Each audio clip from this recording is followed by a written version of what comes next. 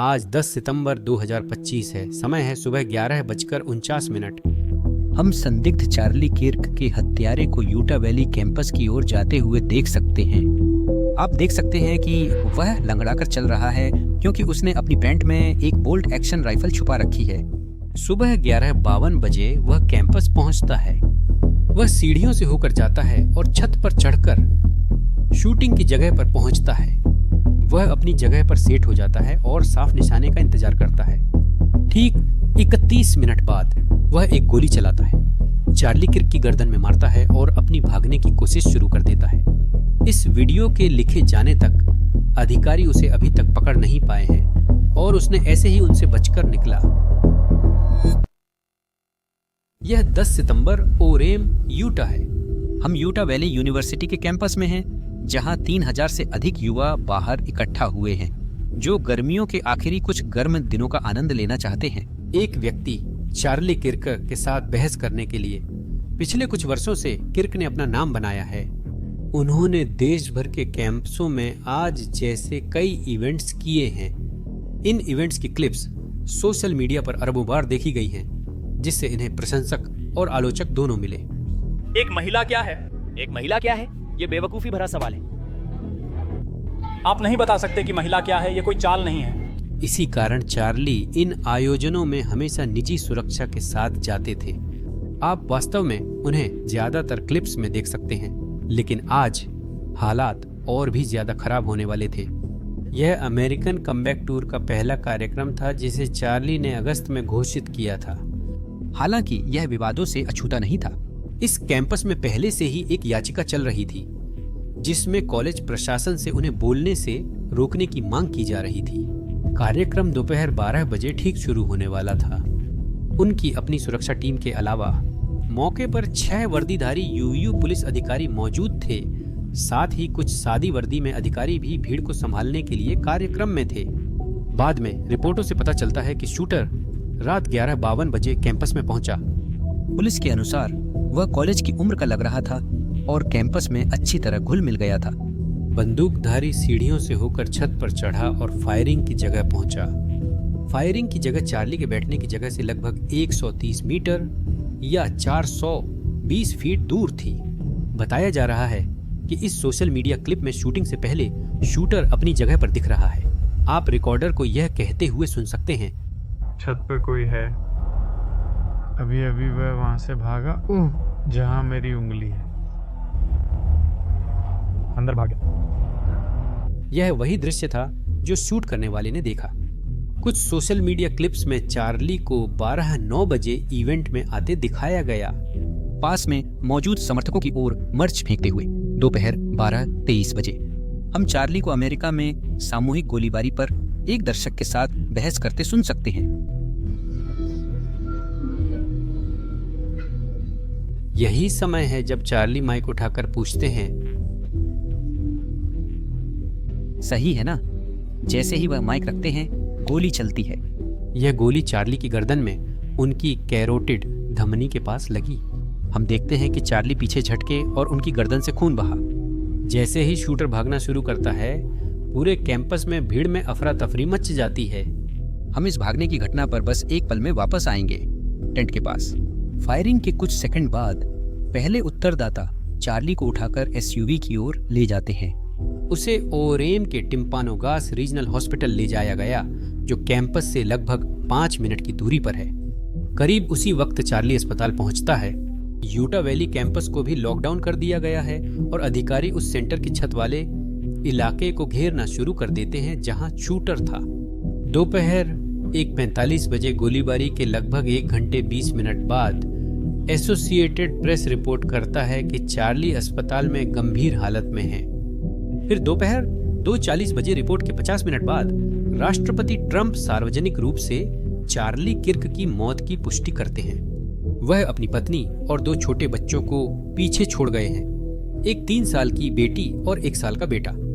दुर्भाग्यवश जब गोलीबारी हुई तब उनका पूरा परिवार उनके साथ कैंपस में ही था।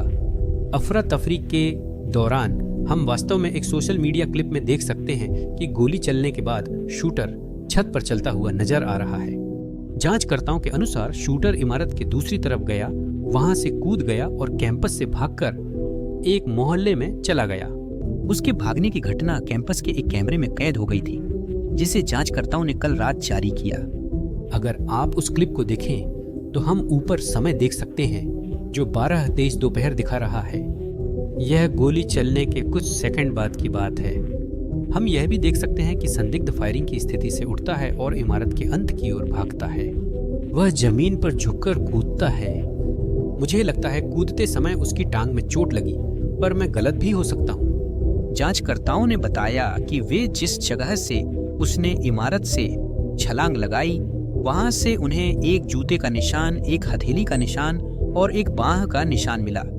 इन सभी पर अभी डीएनए जांच की जा रही है।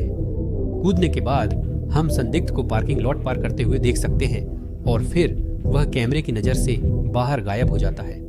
वह वापस उसी मोहल्ले में जाता है जिससे वह आया था, यानी कैंपस में, इस वीडियो के लिखे जाने तक। जांचकर्ताओं ने इन मोहल्लों में जाकर जितने भी लोग थे उनसे उनके डोरबेल कैमरों के जरिए संपर्क किया है और उन इलाकों में पूरी तरह से जांच की है। क्या वे किसी प्रभावशाली को पहचानने की कोशिश कर रहे हैं? सौभाग्य से वीडियो के उसी कैमरे ने उसकी भागने की घटना भी रिकॉर्ड की। यहाँ हम फिर से उसे कैमरे के सामने मैदान में काफी जल्दी जल्दी चलते हुए देख सकते हैं। इस बार वह घर के पीछे गायब हो जाता है, लेकिन फिर दूसरी तरफ से वापस दिखाई देता है और कैमरे की नज़र से बाहर चला जाता है।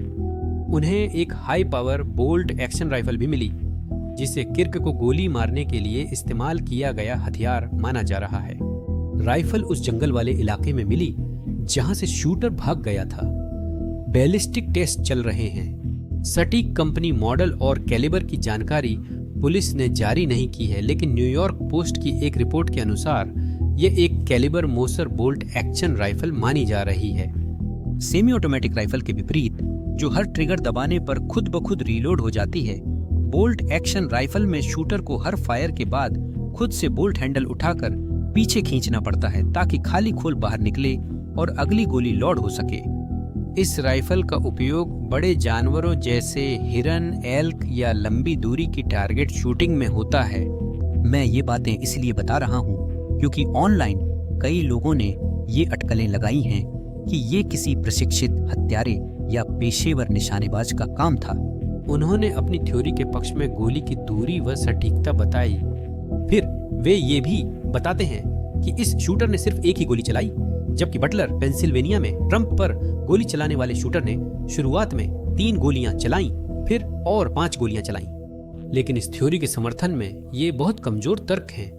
बोल्ट एक्शन राइफल्स अमेरिका में हिरण, एल्क और बड़े शिकार के लिए आमतौर पर इस्तेमाल होती हैं। इसके अलावा, जैसा कि पहले बताया गया था, ज्यादातर हिरण शिकारी अपनी राइफल्स को 100 से 200 गज की दूरी पर सटीक करते हैं, जो कि लगभग वही दूरी है जितनी कैंपस में गोली चलाई गई थी, जो करीब 140 गज थी। कुछ प्रैक्टिस करने वाला शिकारी स्कोप के साथ आसानी से हिरण के जरूरी हिस्से, जो इंसान की गर्दन जैसा है, पर बार बार निशाना लगा सकता है। तो निशाना घातक था, लेकिन यह सामान्य शिकारी की क्षमता में है, कोई उच्च स्तरीय या पेशेवर प्रशिक्षण नहीं दर्शाता। बिल्कुल, इसका मतलब यह नहीं कि वह पेशेवर निशानेबाज नहीं हो सकता, लेकिन फिलहाल हमारे पास जानकारी नहीं है। हालांकि एफबीआई ने संदिग्ध की पहचान के लिए ये तस्वीरें जारी की थीं। जैसे ही मैं आज सुबह यह वीडियो पूरा कर रहा था, पुलिस ने एक संदिग्ध टायलर रॉबिन्सन को गिरफ्तार कर लिया। उसे कैसे पकड़ा गया, ये रहा। 11 सितंबर की शाम को टायलर रॉबिन्सन के एक परिवार के सदस्य ने एक पारिवारिक मित्र से संपर्क किया, जिन्होंने वॉशिंगटन काउंटी शेरिफ कार्यालय से यह जानकारी साझा की कि रॉबिन्सन ने उनसे कबूल किया है या संकेत दिया है कि वही इस घटना का जिम्मेदार है।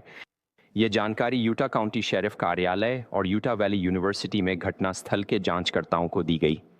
ये जानकारी एफबीआई को भी दी गई।